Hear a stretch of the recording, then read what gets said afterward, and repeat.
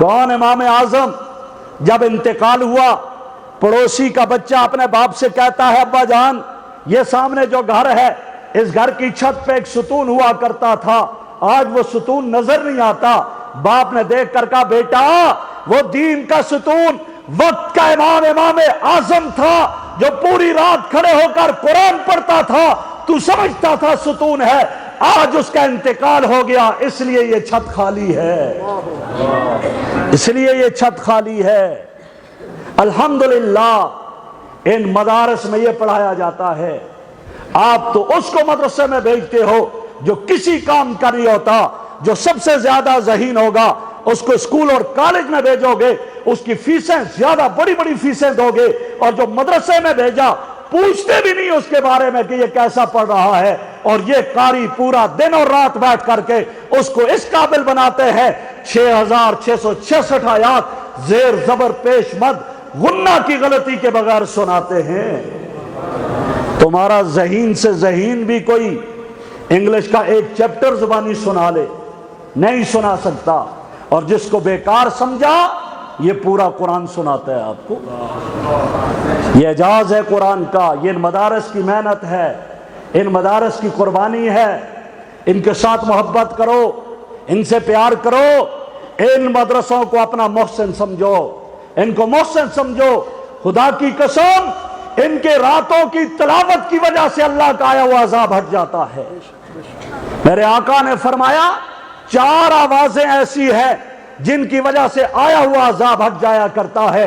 ایک مؤذن جب اذان دیتا ہے اللہ اکبر اللہ اکبر، یہ صدا بلند ہوتی ہے، آواز اوپر جاتی ہے، اللہ فرماتے ہیں اس بستی میں میری کبریائی کا اعلان ہو رہا ہے، یہاں سے عذاب کو ہٹا دیا جائے۔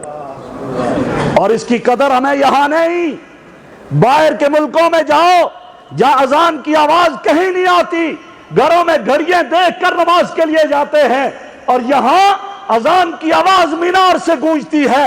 جو نماز میں نہ جانے والا بھی ہو گھر میں بیوی کہتی ہے اٹھو چلو مسجد میں نماز پڑھ کر آؤ، ماں بیٹے کو جگاتی ہے اذان سن کر جا نماز پڑھ کر آ۔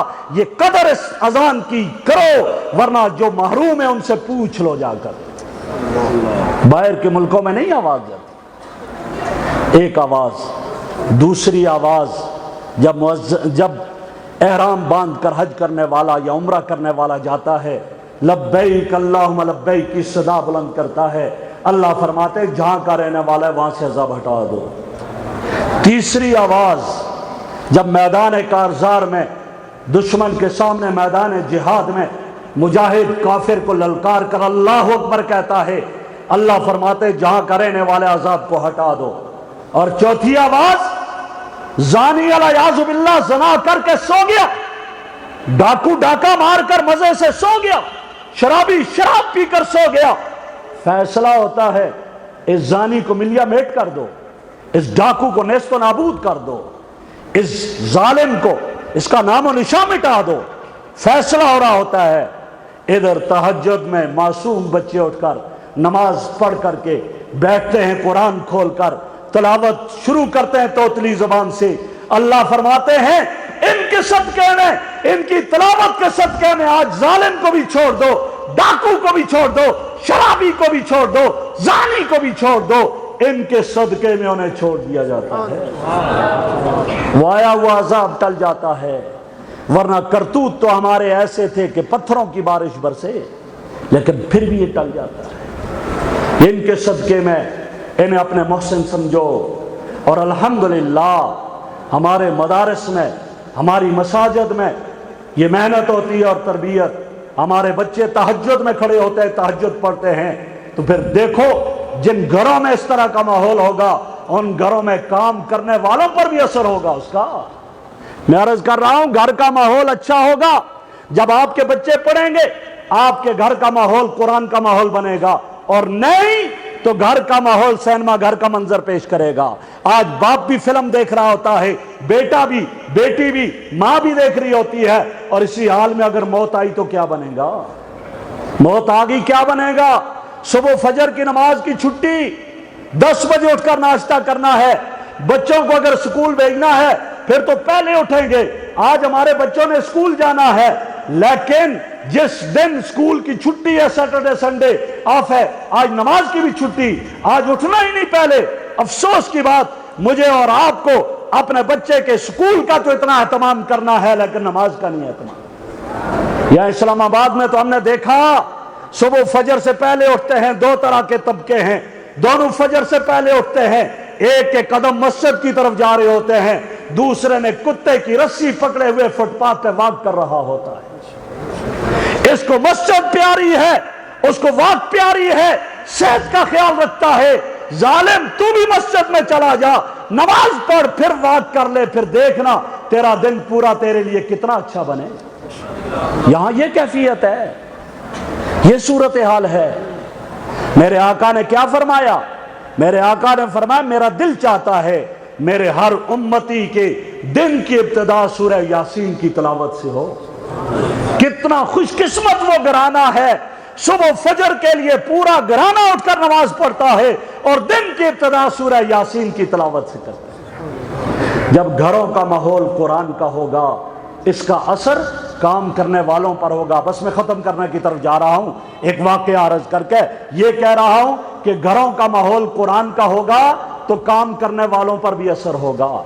میرے ایک عجیب واقعہ پڑا، دو بھائی تھے، ایک کا نام حسن بن صالح، دوسرے کا نام علی بن صالح۔ حسن بڑا، علی بن صالح چھوٹا، اور ایک ماں، یہ تین افراد گھر میں رہتے تھے، اور تینوں نے کیا فیصلہ کیا؟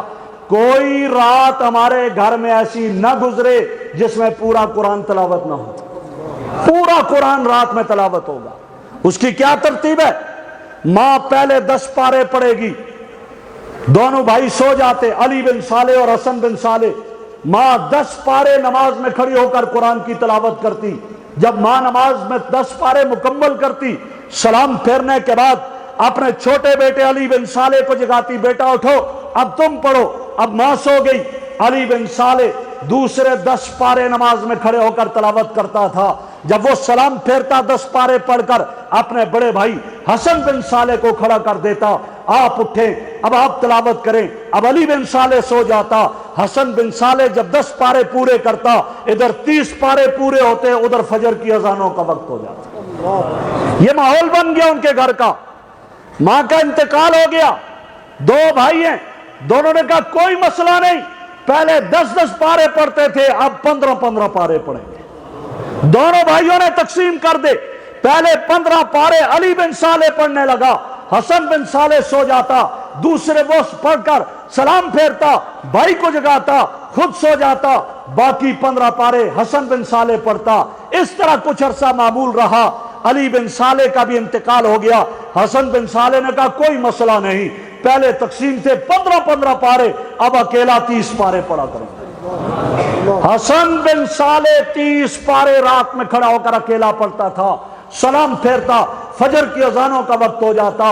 ان کی ایک باندی تھی، وہ باندی حسن بن صالح نے پڑوسیوں پر بیچ دی۔ اس نے تو اس ماحول میں پرورش پائی تھی جہاں پوری رات 30 پارے گھر میں پڑھے جاتے تھے، وہاں پڑوسیوں کے ہاں گئی، رات کا وقت ہے، دیکھ رہی ہے کوئی بھی نہیں اٹھ رہا، سارے سوئے ہوئے ہیں، سحری کا وقت ہو گیا، دیکھتی رہی، اس سے برداشت نہ ہوا، اس نے چیخ مار کر کہا، چلا کر کہا، کہنے لگی الا تصلون، اور تم کیسے لوگ ہو، تم نماز نہیں پڑھتے، تمہیں نماز کا احساس نہیں؟ ایک کونے سے سویا ہوا آدمی جاگ گیا اس کی چیخ پر، اور اس نے سوئے ہوئے آواز دی اطلع الفجر، کیا صبح ہو گئی؟ اس عورت نے دیکھ کر کہا انتم لا تصلون الا الفجر، کیا تم فجر کے علاوہ باقی نماز نہیں پڑھتے ہو رات کو؟ صبح واپس آ گئی، آ کر حسن بن صالح کو کہتی ہے تمہیں رب کا واسطہ وہ کیسے لوگ ہیں وہ فجر اور مکتوبہ نمازوں کے علاوہ اور نہیں پڑھتے، ہم لا یصلون الا المکتوبہ، صرف فرض نمازیں پڑھتے ان کے علاوہ نہیں پڑھتے، میں اس گھر میں نہیں رہنا چاہتی ہوں، مجھے واپس اپنے گھر میں لے کر آؤ۔ پھر ایسے ماحول ہوتے ہیں میرے بھائیوں، میں آپ کے سامنے یہ عرض کرنا چاہتا ہوں، ان مدارس کو اپنا محسن سمجھو، ان کی برکتیں ملیں گی، رحمتیں ملیں گی۔ آج دنیا میں ان سے محبت کرو گے، کل میدان محشر میں یہ آگ کا ساتھ دیں گے۔ پل صراط پہ عبور کروانے میں یہ آپ کا ساتھ دیں گے، میزان عدل میں نیکیاں پڑیں گی، ان سے محبت کی وجہ سے پڑیں گی، لہٰذا ان کے ساتھ آپ محبت کرو اور ان کے ساتھ تعاون کرو گے، انشاءاللہ وہاں پر یہ سب کچھ کام آئے گا، اور اگر نہ کیا تو پھر پچھتاؤ گے۔ یہ قرآن کے الفاظ میں کہا کرتا ہوں، یہ آپ کے ٹکٹ ہیں، آپ کے بورڈنگ کارڈ ہیں۔ جب بورڈنگ کارڈ ہوتا ہے آدمی پریشان نہیں ہوتا، اب تو جہاز میں بیٹھنا ہے۔ جب میدان محشر میں ہوگو یہ بورڈنگ کارڈ آپ کے وہاں پر ہوں گے، پھر آپ عبور کرو گے، انشاءاللہ جنت میں جائیں گے۔ ان کو محبت کی نگاہ سے دیکھو۔ اللہ رب العزت اس ادارے کو دن دگنی رات چگنی ترقی نصیب فرمائے، اور میں اس کے محتمم حضرت مولانا انور سلطان صاحب کو دل کی اتھا گہرائیوں سے مبارکباد پیش کرتا ہوں۔ 17 طلباء نے یہاں حفظ کیا اور ساری شاخوں کو ملا کر 50 طلباء کرام حفاظ قرآن بنے ہیں، بہت بڑی بات ہے۔ اللہ رب العزت ان کے جذبے کو اور بڑھائے، اور اللہ رب العزت اس ادارے کو دن دگنی رات چگنی ترقی نصیب فرمائے۔ وآخر دعوانا ان الحمدللہ رب العالمین۔